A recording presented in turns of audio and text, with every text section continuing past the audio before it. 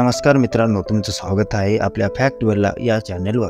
मित्रांनो, मी तुम्हाला बालभारतीच्या विविध जुन्या पुस्तकामधील धडे वाचन करून दाखवत असतो। मित्रांनो, आज मी तुम्हाला एका धड्याचे वाचन करून दाखवणार आहे। त्या धड्याचे नाव आहे राणीची झोप। चला तर मग व्हिडिओला आपण सुरुवात करूया। या व्हिडिओचं नाव आहे राणीची झोप। एक होता राजा, त्याच्या राणीला झोप येत नसे। परांची गादी दिली तरी तिची तक्रार असेच। राजाने प्रधानाला बोलवले आणि विचारले, परांची गादी असूनही झोप येत नसेल तर काय करावं? प्रधान म्हणाला, महाराज, मी एक उपाय सुचवतो। कोणता? राजाने अधीरतेने विचारला।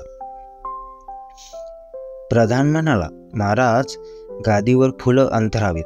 आपल्या बागेत जाई जुईची खूप फुले आहेत। फुलांच्या कड्या संध्याकाळी खुडायच्या आणि गादीवर अंथरायच्या। रात्री त्या कड्या फुलतील, शांत झोप येईल। राणी फुलांच्या गादीवर झोपू लागली तरी तिला शांत झोप येईना।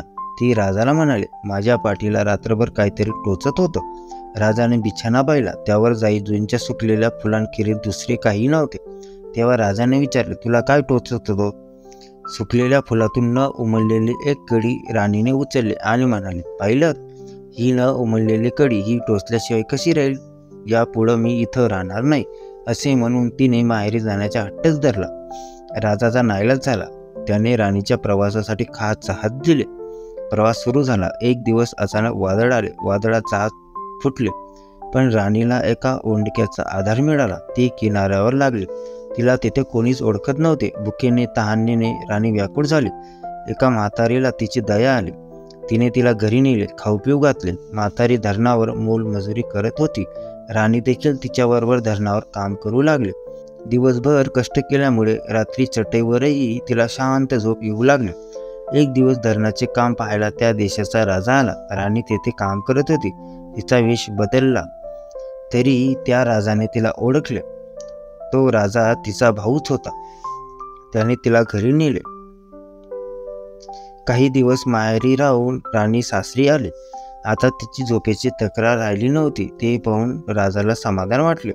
तो गमतीने म्हणाला, तुला कडी टोचत होती ना? राणी चटकन म्हणाली, मला कडी टोचत नव्हती, टोचत होता माझा आळशीपणा।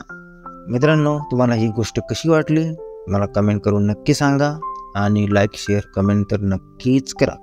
चला तर मग भेटूया आपण पुढच्या व्हिडिओमध्ये। तोपर्यंत तुमचं मनापासून व्हिडिओ बघितला म्हणून धन्यवाद।